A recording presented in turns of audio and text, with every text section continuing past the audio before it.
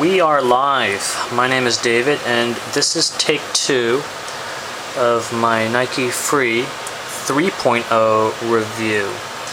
And in this review, I would like to provide a more comprehensive review of these shoes, and in doing so, compare them with these more traditional trainers, they being the Nike Lunar Elites.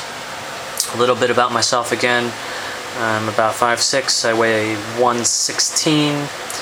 I run about 30 plus miles a week, and my personal best 10K time was set 2 years ago at around 37 minutes. I actually do most of my training these days in these shoes to such an extent that I rarely wear these. The first thing that you'll notice about these shoes is that the upper is very, very flimsy. There's no support on top. And if you look at the toe box carefully, all that supports this area in the front is this very fine piece of plastic. Whereas on these Lunar Elites, you see all the support. There is a lot of support in the toe box here, here, here, over here. It keeps the toe box upright. And over here you see this purple thing here that keeps the upper upright, as well as the fly wire here that provides a very good, if narrow, fit. So that's one thing, the really flimsy upper. And then if we look over here to the side, we see that, wow, there is very little cushioning and very, very low heel rise. Very little support, very little forefoot cushioning as well. And we can compare that with the Lunar Elites, which themselves actually have a pretty low heel rise. Yet here with these Nike Free 3.0s, it's even lower. And these shoes actually take a while to get to really adjust to when running, because there is such little support and your feet are so close to the ground in these shoes. The ride is still very, very firm. But again, in these shoes, you're very close to the ground, and not only that, but also there's a lot of flexibility here. You see all of these grooves, and they make the shoe very, very flexible. So flexible that I could, with one hand, here we go, roll it into a ball. It's so flexible that I can roll it into a ball. And that provides a workout for all the muscles in your feet. Whereas with this shoe, yeah, let's see if I can roll into a ball.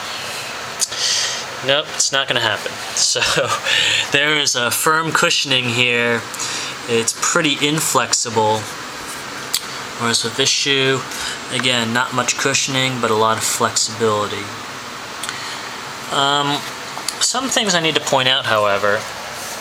So I've read on the forums that these shoes can only maybe take 150 miles before this blown rubber breaks down.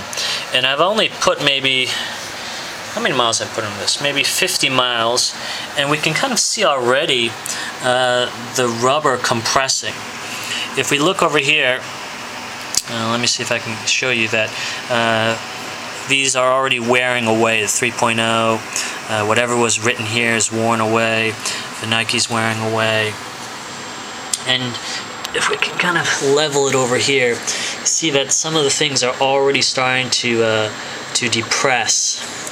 So some of the grooves, I guess we'd call them panels here, are starting to depress on the shoe already. You can kind of see the same thing here. It's kind of sinking in right over here.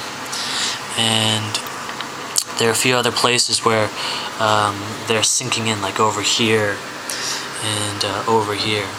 So on the one hand, this gives you a good indicator of how you're striking. On the other, you realize, wow, these shoes aren't very durable, I think. but I use them quite often these days, and I think I actually might pick up another pair because these shoes are rarely sold in Hong Kong. The last time these were available was about maybe 2 years ago, so when I saw them this summer I immediately snatched a pair. Yeah, I think overall these shoes are the way to go.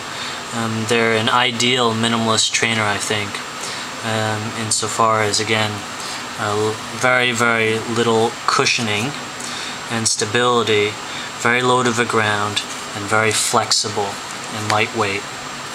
And that's about as close to barefoot running as I'm going to get. And these shoes, in contrast, it's like being in a shoe coffin, I suppose. But, you know, to each his own. Some of the good features, again, in this shoe include that support on the upper, the firm ride, the cushioning, the narrow fit, and the dynamic support to help control your gait if you're into that when you're tired. There's no control here in these shoes. So again, this is a Nike Free 3.0 review, and contrasting this pair of shoes with the Nike Lunar Elites.